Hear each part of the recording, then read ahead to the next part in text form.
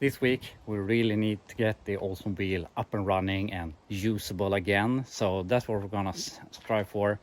And what we have to do, obviously we have to build a proper exhaust, and I have to lay on the ground, and also there's supposed to rain today and also tomorrow's gonna be raining a lot, so I want to work inside the garage. So we have to take the Chevelle out of the garage, unfortunately, but I mean it's a 10-minute job putting on the wheels and driving it out of here, and then in 10 minutes getting it back. So we need to get this thing out of here, and also this getting a car ready for midsummer chaos that we have here. We have to clean that up. But also I have gotten all of the parts from Rock Auto that we need for the Chevelle. It's amazing. I paid a little bit extra shipping, but I ordered these on a Friday and I had everything here by Thursday, so that's really amazing, ordering stuff from the other side of the world, having it in 4 business days. So that's great. So we have everything for the Chevelle, and obviously I have the inspection time, but we're not going to be able to make that. But yeah, when we inevitably get working on this, we have everything to make it pass inspection. But to take that out of here, we need to clean up that mess, because every time I have a flat surface, I put stuff in it. So we have to clean out the tent so we can take the Chevelle out of the garage, so we can get the Oldsmobile into the garage, because I am going to work so much more efficient with this in the garage, and I don't want to lay in the gravel when I do the exhaust. So this thing really needs to get into the garage. So let's make that happen.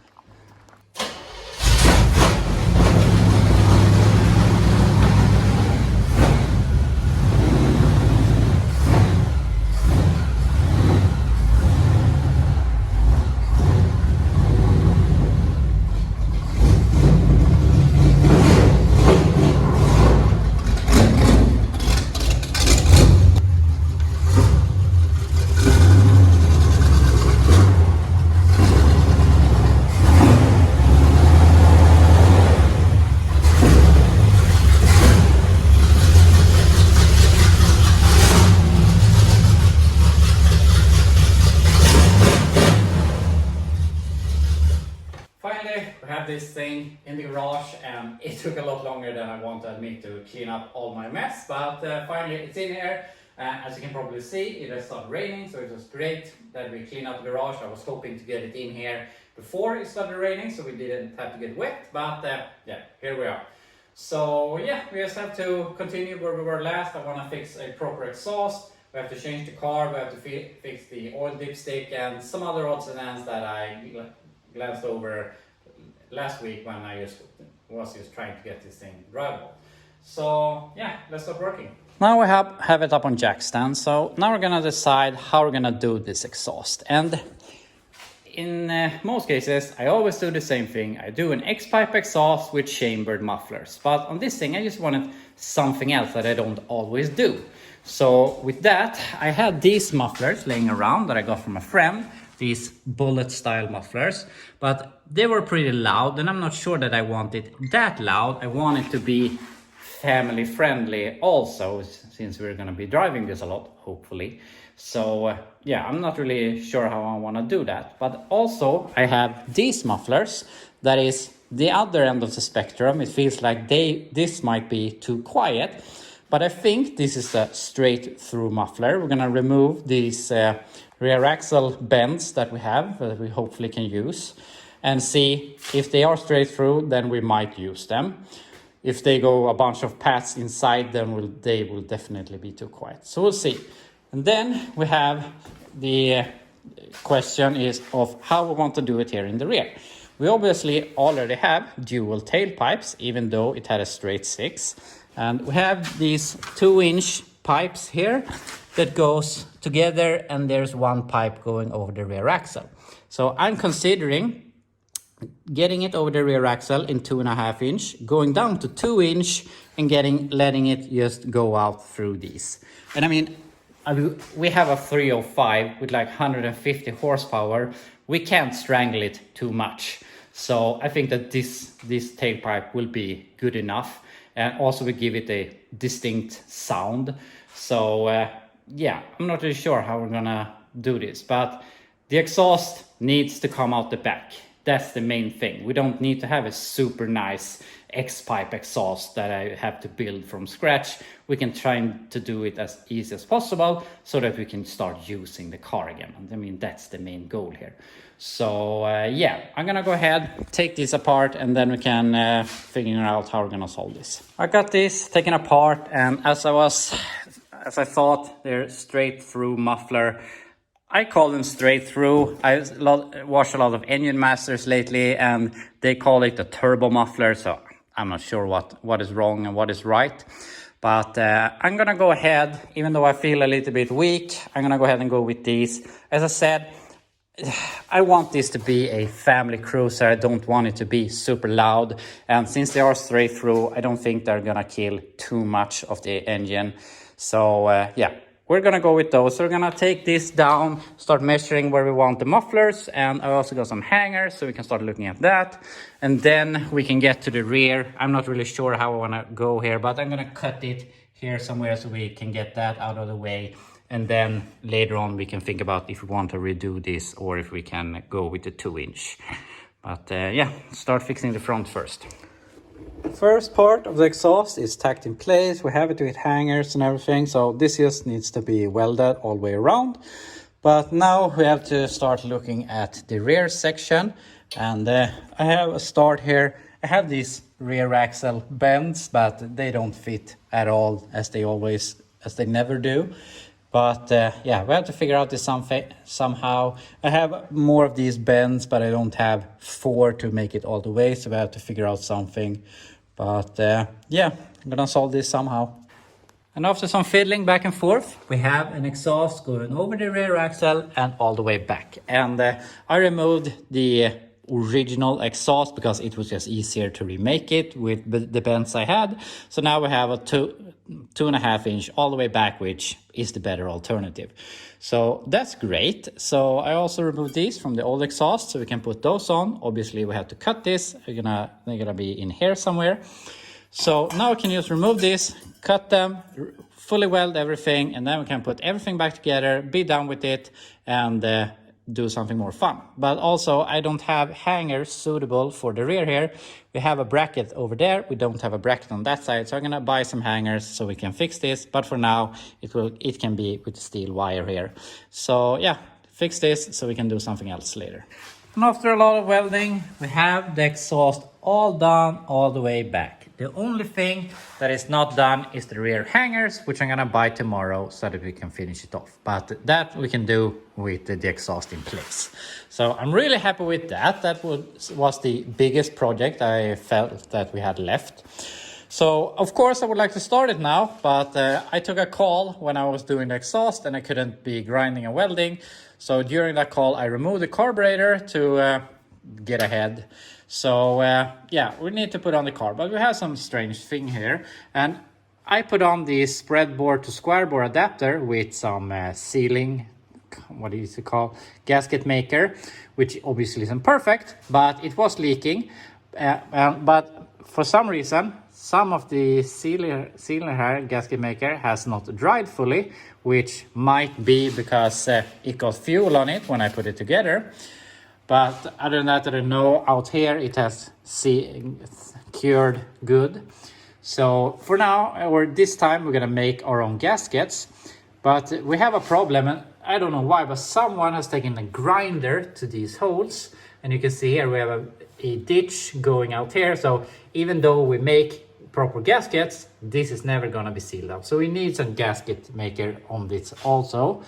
But yeah, I'm gonna go ahead, pick up the carb that we're gonna run and put this together with some homemade gaskets, and hopefully we can have it sealed and also running better with the other carb. So that's the plan. So here's our carb plan. I bought this carb from a guy.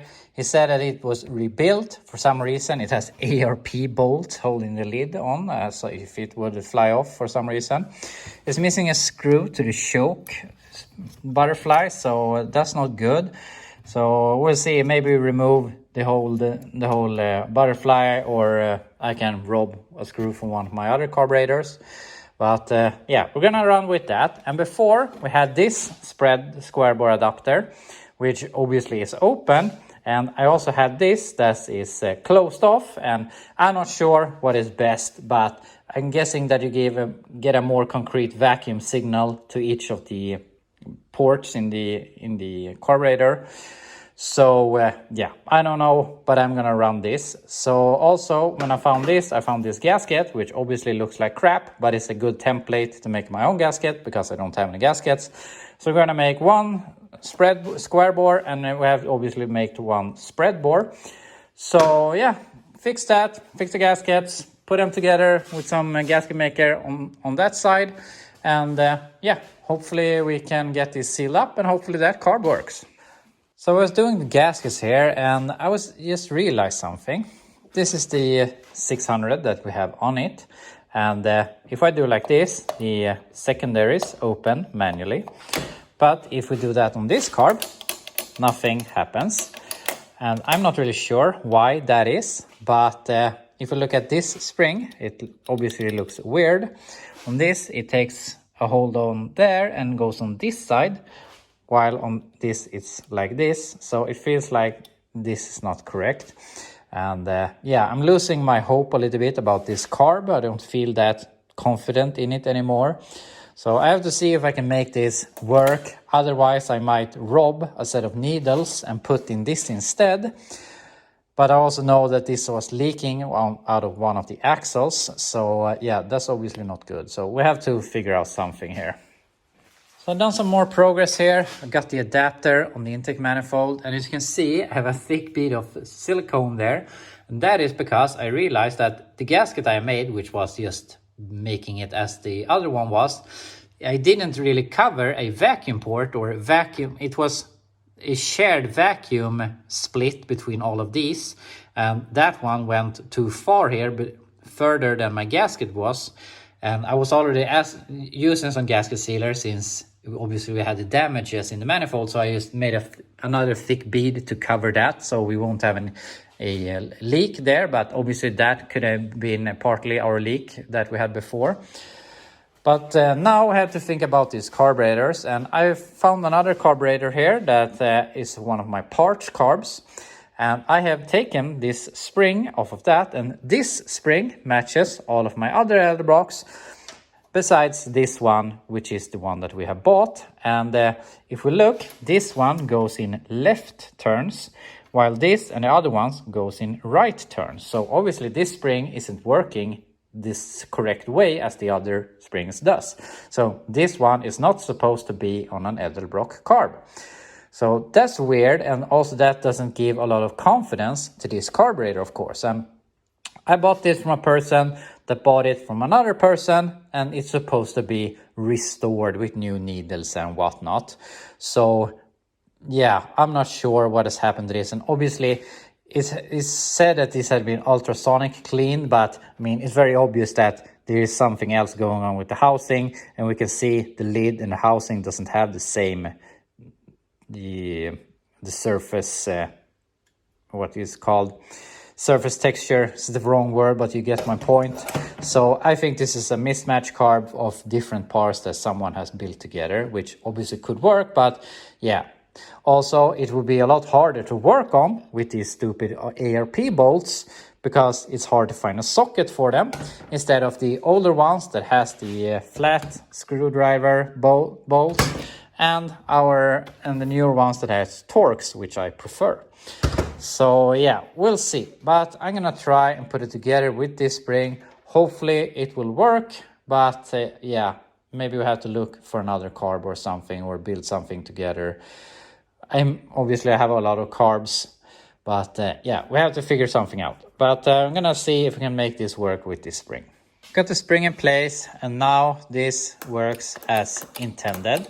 So that's great, obviously, but why was it the wrong spring? I mean, I don't have any confidence for this carb. And also I removed the choke, and this bolt screw for the choke mechanism was pretty loose. So yeah, I don't like this carb.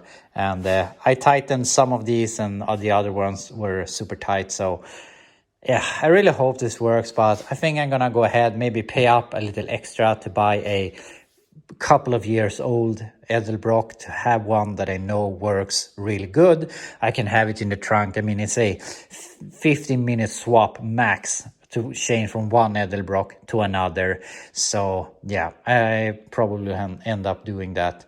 But I mean, in other cases, I pay $50, $100 for a carb. This one I paid up a little bit to have a good carb, but obviously that didn't turn out to be the case. So yeah, that's life sometimes. But I'm gonna bolt this on and see if we can start it. I was gonna put on the carb, but then I thought to myself, we're running out of time here for today, and the only thing we need to do, or I mean, we would start it for it today is just to hear it run, because I won't be able to drive it today anyway. So I thought we already had problem once with the silicone not curing. So I mean, I can only assume it was me exposing it to gas too early last time, and I've used this sealant a lot of times, so I know it's a good one. So I think this was a one-off thing. So I thought might as well let it cure overnight so that we don't have any more troubles with that. So it would be fun to start it, obviously, to hear it run with the new exhaust, but might as well do it tomorrow and have less of an issue later on. So yeah, carb will have to wait for tomorrow, but as I said, we're running out of time. But I want to do one thing here. I want to fix the dipstick here, and I have measured on my Chevelle, which has a little bit of a shorter dipstick tube. So I made a mark on this so we can cut it. We have to fill it up with one extra quart because I only have 4 quarts in it, and make a mark on this thing. And I mean, it doesn't have to be super spot on. We just need to know, do we have enough oil, or are we losing oil, or whatever. So yeah, I'm gonna cut this to length and make a mark on it. I put another quart in. I gave it some time so that it would get to the bottom, and then I started looking at the dipstick, and I checked the Chevelle, shortened it to a length that I thought was good, shoved it in the engine, saw where the oil level was, and then I was going to just make a little mark. And I have tested, I even tested like this to try and make it look nice and have an area like it is down here. No, this one doesn't have that, but yeah, some oil dipsticks has that. So I tried it, and I used this thing, and I tried to cut the dipstick at first with this. I didn't think it was gonna work, but it didn't.